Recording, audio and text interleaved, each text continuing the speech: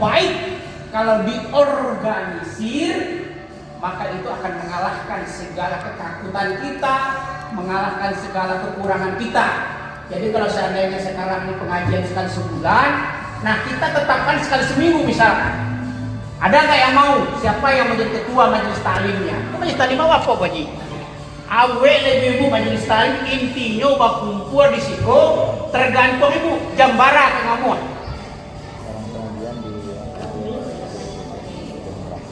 Ya, aku di absen sekali aja bu. Ibu saya ketua bu. Ibu. Enggak, kalau nggak sebulan sekali itu lah pasti. Kalau itu hanya yang bonus-bonus siapa aja ya Ustaz. Ikut dan bonus-bonus. Kamu sekali seminggu, lihat. Kan? Nah penting kemarin membawa kawan surang-surang. Atau 10 orang. Terus kok pagi lah bagi restu. Kok kalau seandainya awak kau menyewa di hotel, mana ibu ke Baraja sini kok. Ada mejanya, kok ada papan tulisnya kok kan. Gurunya juga gratis kok insyaallah tuh Bu. Guru banyak. Guru banyak. Ya, Ustaz. Ibu saya terjemahkan hadis Rasulullah yang tadi. Al-hujjaj wal ummah. Itu enggak nama baca sama-sama, Bu, diterjemahkan. Hai ngerti, Bu? Al-hujjaj itu orang-orang Islam yang pergi ke Mekah di bulan Zulhijjah. Namanya hujjaj. Wal ummah, orang-orang Islam yang pergi ke Mekah di luar bulan Zulhijjah, namanya ummar. Ummar itu jamak daripada Umar, ummari, ummar. Artinya orang yang pergi umroh kalau bahasa Jawa.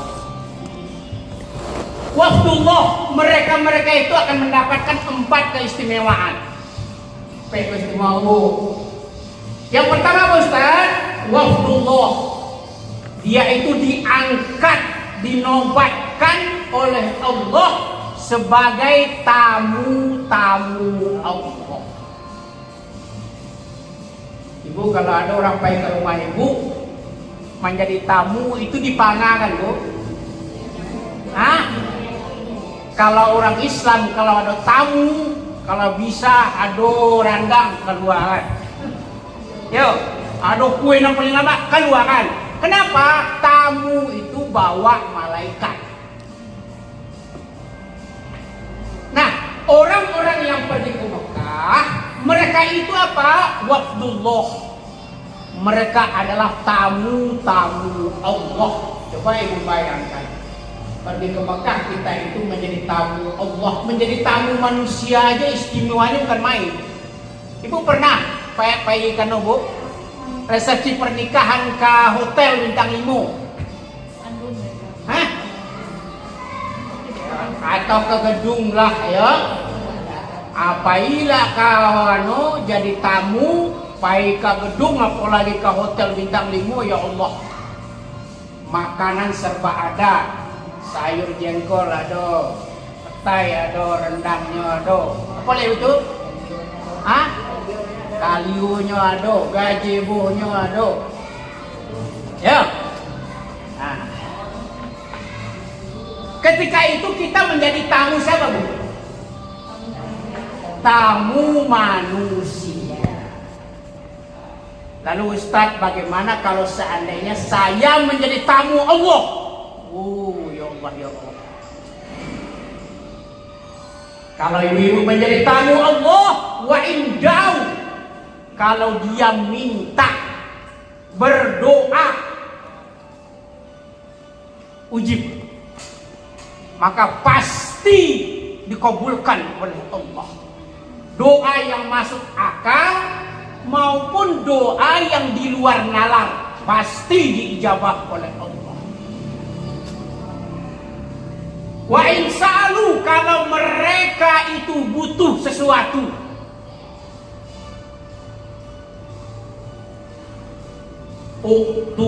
pasti direalisasikan oleh Allah Subhanahu wa taala. Wa in adfa, berapa mereka ongkos untuk pergi ke Mekah? Ongkosnya, visanya, paspornya, uang selamatannya, semua itu akan diganti oleh Allah Subhanahu wa taala, baik yang cash maupun yang utang. Nah itu Bu, masih lanjut Bu? Hah? Alam pandai Bu? Hah? Kalau barangkali mengaji Bu? Sekali baru. Oh pernah sekali ya? Jadi naik kantu waktu sampai jembara ya Bu ya? Biarlah Bu, supaya ibu sugesti iku ado carito pengalaman orang yang pergi ke Mekah Al-Mukarramah. Jadi pengalamanku untuk sugesti, untuk semangat supaya kita juga mau pergi ke Mekah Al-Mukarramah. Saya ambilkan contoh, ada seorang yang pergi ke Mekah umurnya 56 tahun, namanya Pak Mukhtar. Pada tahun 6 tahun sebelumnya dia kecelakaan, kakinya patah. Apa Bu? Kaki patah. Usia sudah 56 tahun, tinggal di Kebun Jeruk, Jakarta. Ketika manasik, dia itu duduk di kursi roda. Semuanya Bu, bapak-bapak mana manasik itu duduk di kursi roda. Ketika berjalan dari bandara menuju Jeddah, didorong pakai kursi roda. Ketika tawaf, didorong pakai kursi roda. Saat sa'i, didorong pakai kursi roda. Setelah 9 hari di Mekah dan Madinah, pulang ke Indonesia dari bandara Jeddah menuju pesawat, kursi roda dia lipat.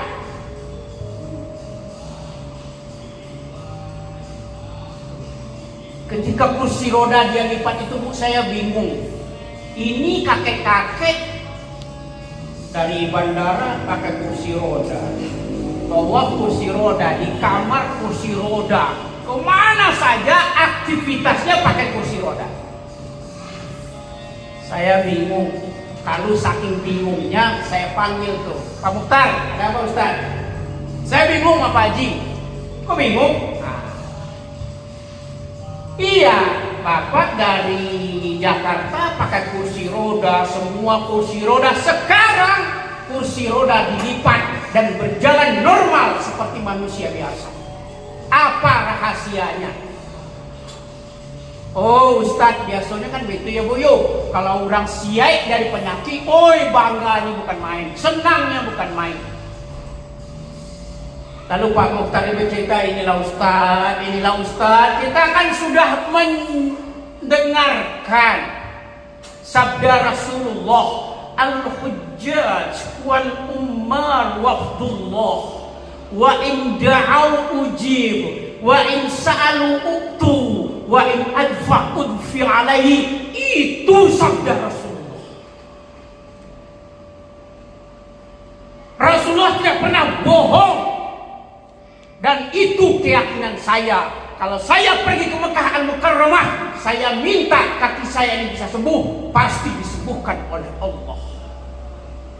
Ketika saya shawab, saya ambil air Zam-Zam, saya bacakan doa, Allahumma inni as'aluka.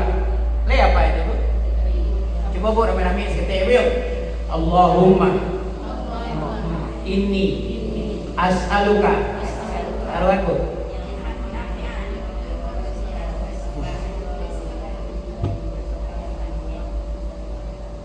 Coba karena sekali Bu. Supaya rame lah sekali itu. Karena pengaji siang-siang begitu kayak itu lah. Bu, coba Bu. Hah?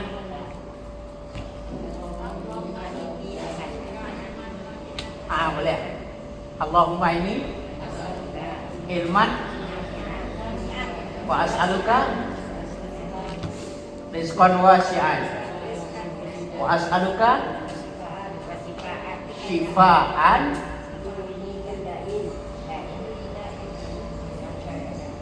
Itu doa yang paling mustajab. Ketika kita meminum air Zam-Zam, dibacakan doa itu, kemudian ditaruh air di depannya, maka air itu akan menjadi obat yang paling mujarab. Makanya ibu, kalau doa itu jangan sampai ke Mekah doang yang dibaca. Di mana-mana itu doa dibaca itu mukjizatnya sangat besar. Allahumma inni as'aluka wa as'aluka rizqan wasi'a wa as'aluka syifaan min kulli da'in wa saqamin bi rahmatika ya arhamar rahimin ya Allah ya Rabb. Rasulmu telah berjanji dan bersumpah,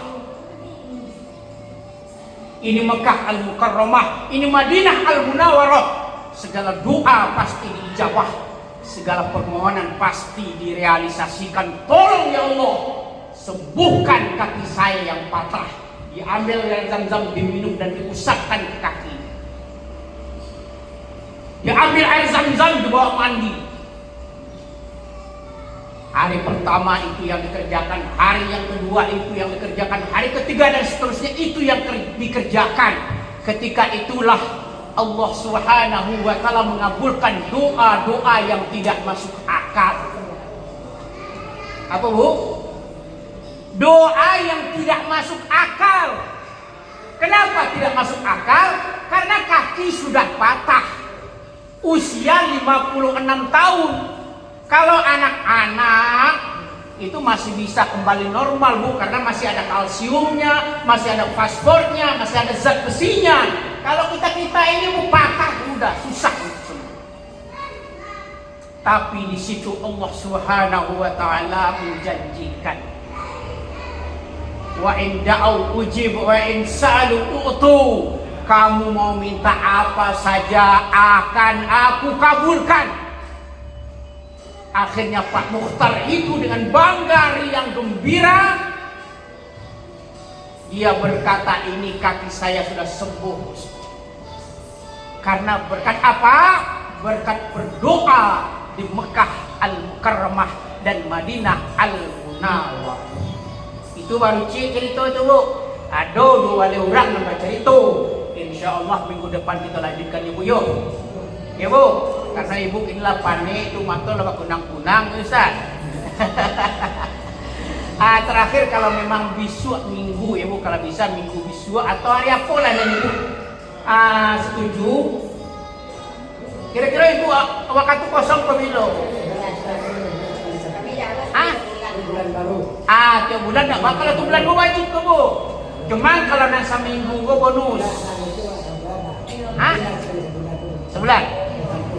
Kalau ibu amuah tiap minggu, tadi pagi kan papasan. Kebetulan ibu ada kawan ada kedake di situ, suruh mengaji biku ke kantua di bawah. Tapi kalau nggak ada waktu, nanti sekali sebulan, itu lah pasti saja. Jadi itu minggu pertama tiap bulan. Minggu pertama lah pasti bu, Ustaz. Insyaallah. Tiap bulan ya. Tapi kalau ingin bonus, kita sambil sharing, sambil kita belajar, insya Allah kita akan coba sekali seminggu. Tapi itu siana ngamuah, ibu yuk, siana ngamuah tidak dipasok-pasok bu. Yo, kalau ibu ngamuah, pai di siku mengaji. Ada koordinator deh, sebagai ibu koordinator lah bu.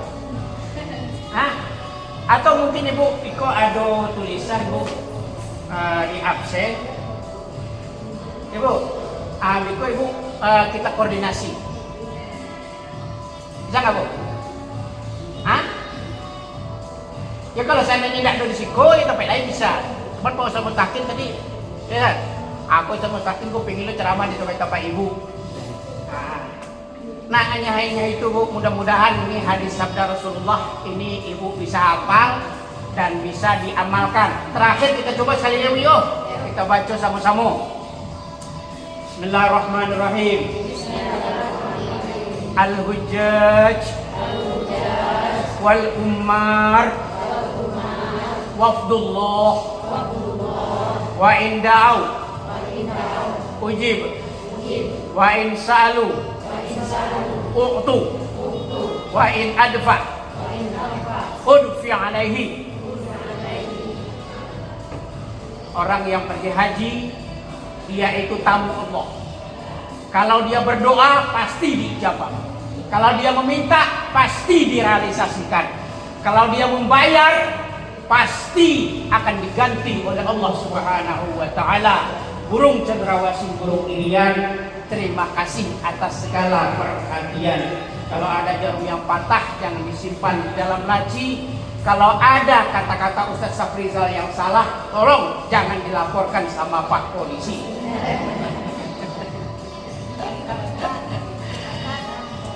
Apa tuh?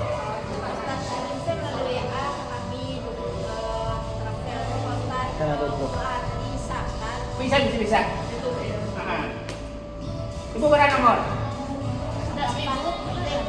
Grup. Kita ada grup kan? Ada grup. Ada grup. Awal dalam masuk grup. Eko Ustadz bisa dimasukkan. Ayo coba. Oh boleh. Nomor lah tahu Ustaz, nomor WhatsApp. Hah? Oh. Eko Ustadz bisa dimasukkan. Berapa nomor Ustadz? 0812 Hmm. 9703 9194. Ustadz Safrizal. 0812 9703 9194 saya. Ya Bu. Nanti ditulis.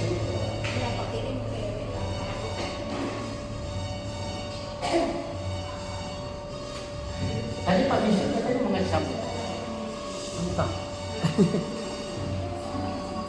Coba detail. Bu, sampai Pak Bishop datang, mungkin Ibu ada pertanyaan. Kalau bisa ini Bu ya. Ada sabda Rasulullah itu man sanna sunnatan hasanatan falahu ajrun.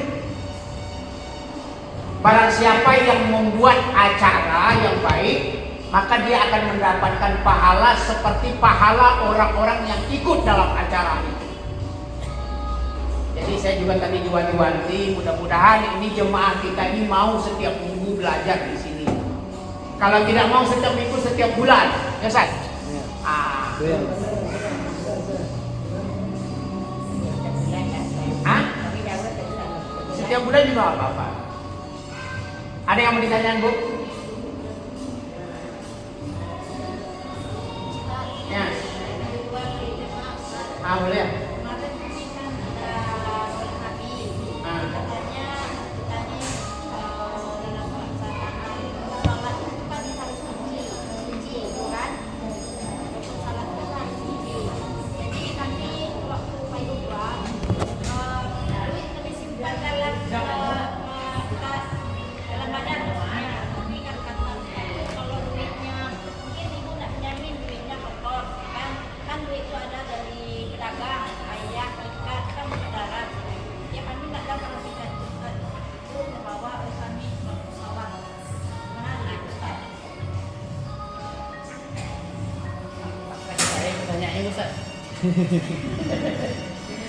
Nah ini mungkin saya kasih jawab ya Bu ya, dan nanti ditambahin sama Ustaz Mutakin.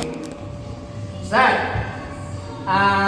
kita bawa uang, apakah itu uang ada najisnya apa tidak? Kita ke bawah di waktu sholat. Sebenarnya begini Bu, yang disyariatkan itu adalah pakaian kita. Pakaian kita harus bersih, pakaian kita harus suci, tidak terkena najis. Nah, kalau kebetulan itu uang karena kita nggak tahu asal usul, ya, apakah itu najis, apakah tidak, insya Allah itu makfuran. Yang terlalu diwari mana itu piti pangola mama mencetnya, apa piti dari Cino, apa bekas babi atau lain sebagainya, itu nggak susah ya Bu ya. Cuman yang diperhatikan dalam Islam itu pakaian kita. Tapi kalau nanti bawa sermannya suatu kisah juga ya, awak pergi ke Makkah kan tidak mulia nan laki-laki itu nggak boleh menggunakan pakaian yang berjahit. Ya, lalu tas itu dijahit bagaimana itu Pak Ustaz? Itu kan jadi masalah juga kan? Kan? Nah itu yang dijahit itulah mungkin makfu anhu, yang wajib yang nempel di badan ini. Itu mungkin sebagai apanya? Sebagai bagi kita itu kan terlalu berat lah agama itu. Kalau pikiran saya begitu ya. Tapi yang jelas di dalam sholat itu yang diutamakan pakaian yang nempel di badan. Tapi kalau seandainya dikaitkan lagi dengan duit, berarti ibu pakai tas kecil juga nggak sah bagi hajinya. Berat amat dong orang Islam, susah amat dong orang Islam kalau begitu. Ya Bu ya.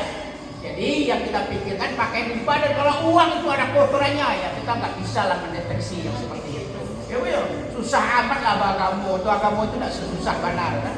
Ya Ustaz, ini Ustaz. Ustaz, jawab Ustaz apa Ustaz? Capek ngobrol. Jadi begini Bu ya, masalah darah. Darah ini memang ulama beda pendapat tentang status darah. Ada yang mengatakan pokoknya semua darah itu ya najis. Tapi ada yang berpendapat najis darah itu cuma darah haid, yang lain tidak najis. Buktinya alasannya masing-masing ada. Misalnya sahabat Nabi pernah sholat tahajud orang kafirnya Abbad bin Bishr itu sampai 3 kali panah tapi tidak batal sholat. Kalau darah kan keluar. Kalau dibilang najis gimana kira-kira? Harusnya kan batal, tapi tidak dibatalkan. Anggaplah darah ini najis.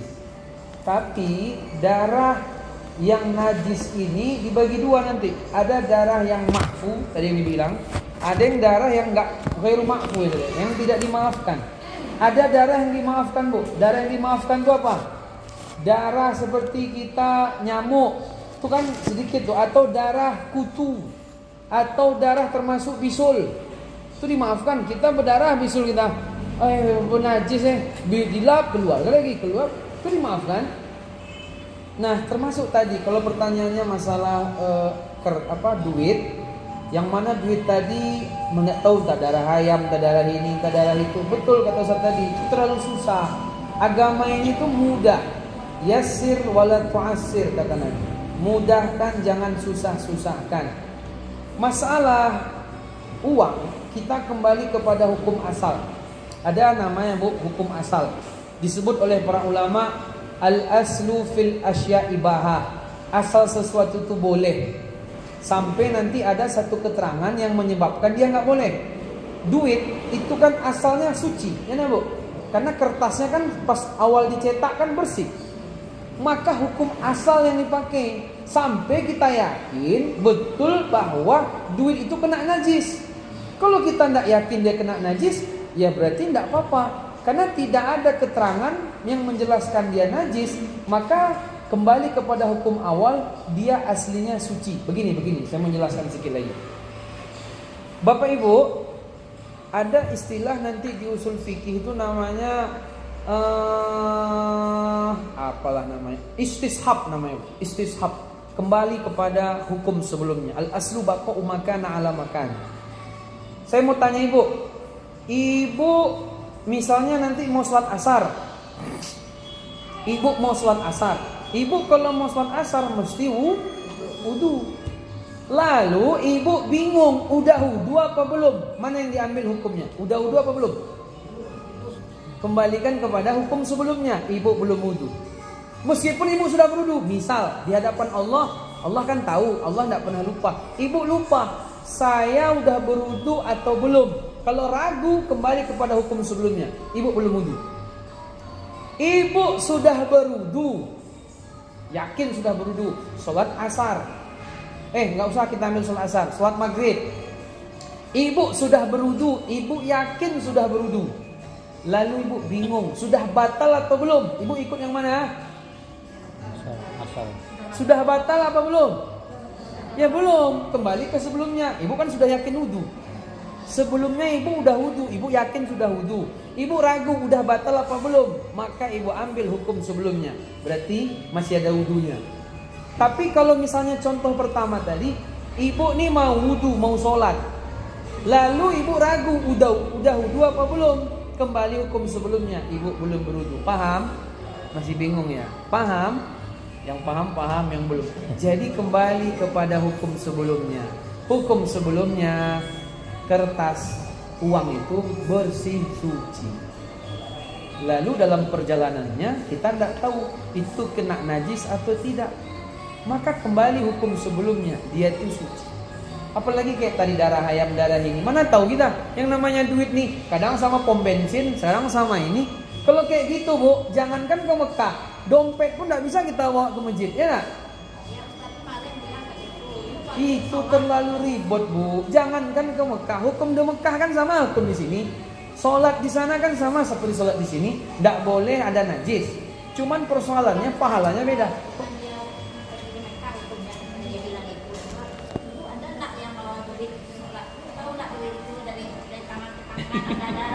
Berarti kalau kalau rumah saya nggak dapat duit, tapi kalau waktu di Mekah mana mau simpan sebagian sini ada kan ada gitu. kalau bawa duit itu dipersoalkan, banyak sekali tuh Bu yang dipersoalkan nanti, ya kan? Banyak sekali yang dipersoalkan. Dompet, sarung tangan, duit, sepatu, kaos kaki, baju kita pergi ke pasar, ya kan Bu? Sesuatu yang kita tidak tahu dimaafkan. Sesuatu yang kita tidak tahu dimaafkan sampai ada dalil yang memastikan. Kalau belum dipastikan, kembali kepada hukum sebelumnya, suci. Sampai ada keterangan dia najis.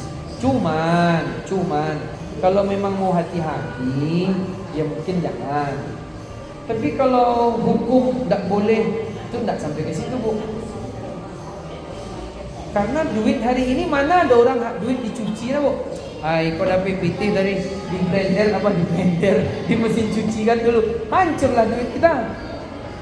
Itu terlalu ribet Bu. Coba tanya sama Ustadz tuh. Ustadz memang tidak pernah bawa duit dalam saku sholat. Terus kalau dia pakai Honda, Ustadz pergi ceramah pakai Honda. Kalau pakai mobil mending juga lah kita taruh tas dompet dalam mobil. Kadang bisa dibobol orang.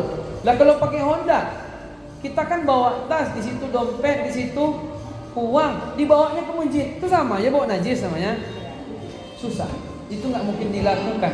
Itu nggak bisa diterapkan. Sesuatu yang nggak bisa diterapkan tuh dia susah dia. Khairu makul nanti kayak gitu tuh.